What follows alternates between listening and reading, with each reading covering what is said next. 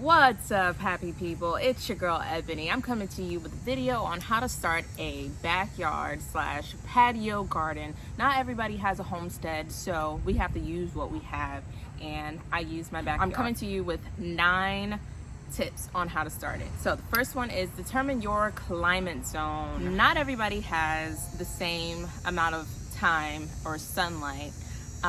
For me, I live in zone 7A, 8B. I always get that wrong. Hopefully that was right. If not, I'm gonna link it. I'm gonna put it below somewhere to learn what's your last and first frost date. And if you do not know what that means, your last frost date is when you can start planting your plants outside or putting your seeds in the ground outside. And your first frost date tells you when your season is pretty much over.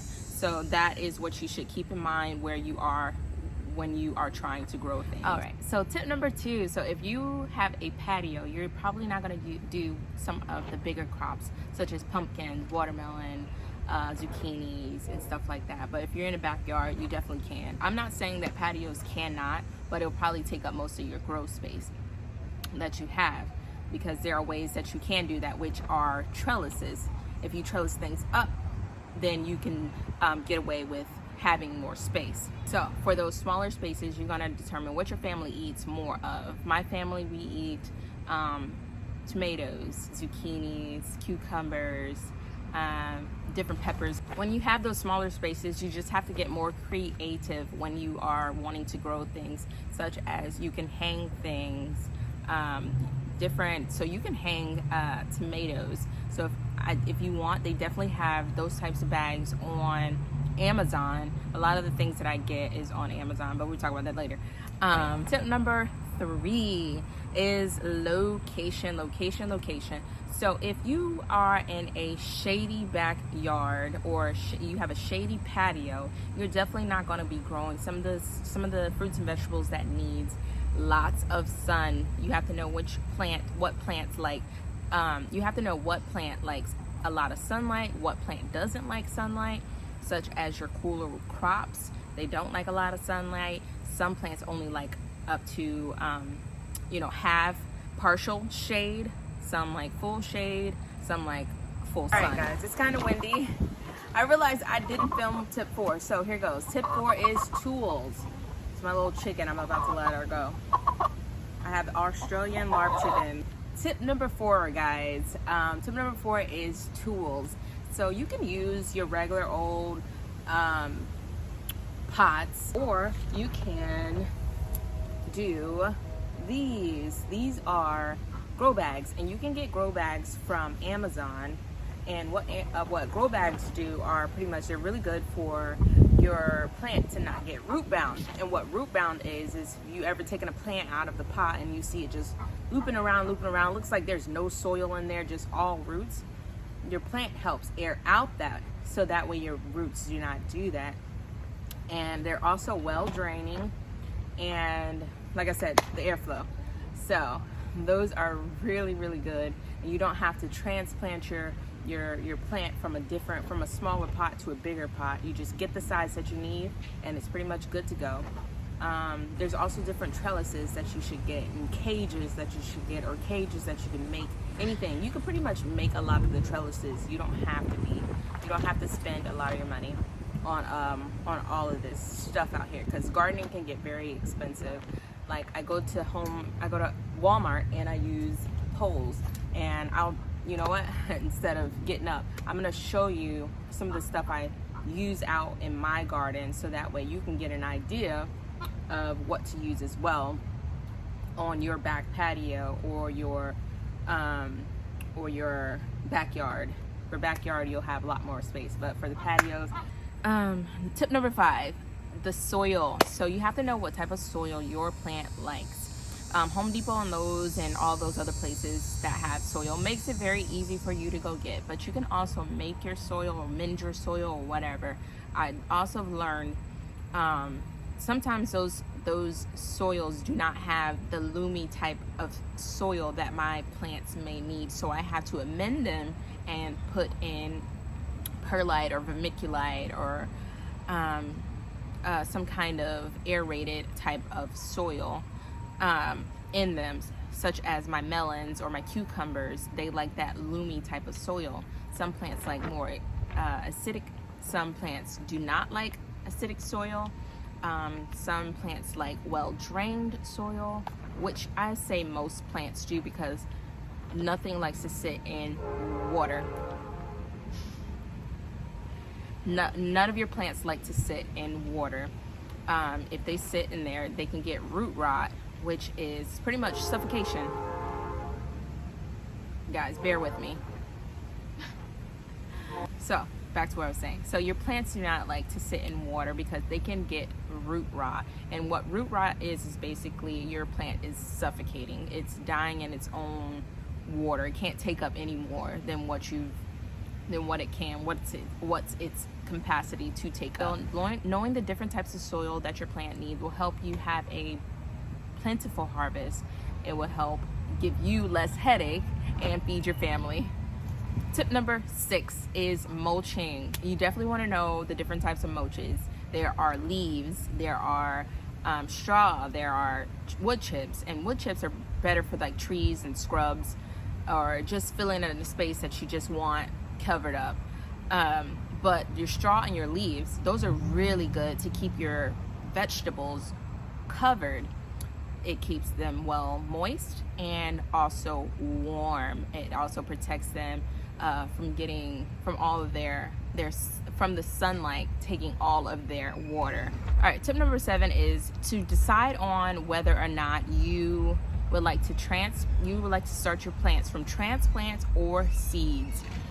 For me, I like to do both, but I also like to go to Home Depot and Lowe's around that beginning grow time of March, and I like to look over there. But you'll get most out of your money if you just start from seed, because seed packets are usually like $2 and you have, or $2 something, and you have multiple seeds in there, versus you're gonna spend about $4, $5, $6 at Home Depot and Lowe's on about maybe 2 transplants inside of 1 cup. So it's it just doesn't make any sense unless you just like to spend your money to do that from a transplant. But there's also nothing wrong with it, so don't get me wrong.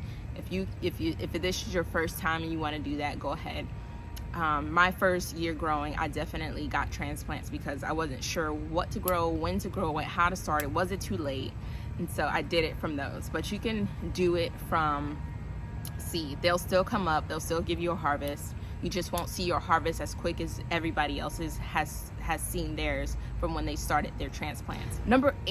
Tip number 8 is watering. So you have to know how and when to water your plants. The most important time to water your plants is when the sun has not come up, because when the sun does come up and you start watering your plants, the sun will pretty much absorb your water versus your roots absorbing the water.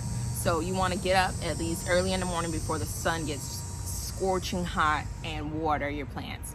I do a water of 2 times a day. I don't have a drip irrigation system, so I just go out here and manually do it. Drip irrigation systems are not that much. I've seen a couple on Amazon for a reasonable price. But if you don't have that, definitely just go out and water your plants consistently.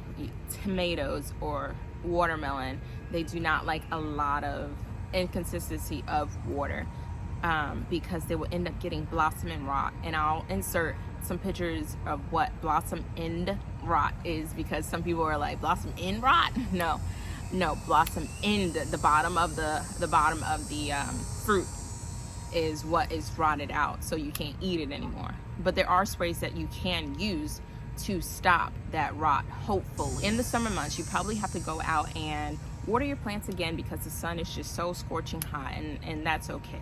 You learn with trial and error.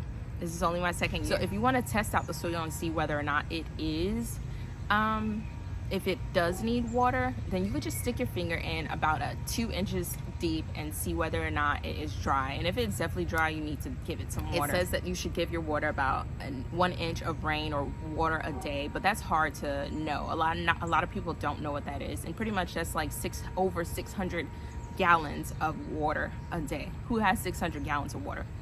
No. And the last one, tip number 9. I hope you made it this far, guys. Tip number 9 is maintaining the care on your plant. So basically, like I said, the consistency of the water, feeding your soil with fertilizers,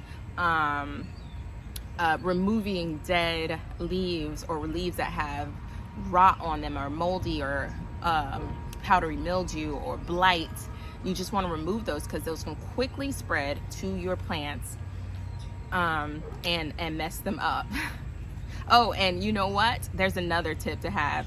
Number 10, always make sure you have backup plants because, like I said, the disease, the weather, the pest, they will take your plant down, and then you don't have another plant ready in time to put out for a late fall harvest. So you want to always have a backup on hand because sometimes some plants don't do as well as others, and you just need that backup plant. I have lots of those. And yeah, guys, well, I hope y'all stayed this far and watched the whole video. Hope you enjoyed the video, and if you did, don't forget to like, comment, and subscribe. I'm trying to grow my followers to about 1,000. You know, I mean, if it goes above that, I'm okay. I definitely thank everybody that has liked my subscribed or liked my videos, or either comment below. I try to comment to everybody. Everybody's been so sweet so far with replying back to me. I've seen a couple of aunties out there that, you know, trying to adopt my kids. But anyway, I just love everybody. Y'all have a great day, blessed day, and stay safe. Deuces. So guys, learn about your pest too. That's another tip. This is an orb weaver. I think that's how you say it. It keeps insect down and other your mosquitoes or your bugs that you just don't run around. A lot of the beetles that I have, they are definitely here, and so she goes in and she gets them. She just spent there you go. She just bit this one and wound it up. I was trying to get the camera in time, but my kid got into something. But yeah, that's so cool. They will bite, but most likely they'll run away because they don't attack humans. But the bite is as bad as a wasp sting. So if you ever get bitten by them, they're not poisonous and you'll be just fine. But yeah, just learn about your pest and you'll be good.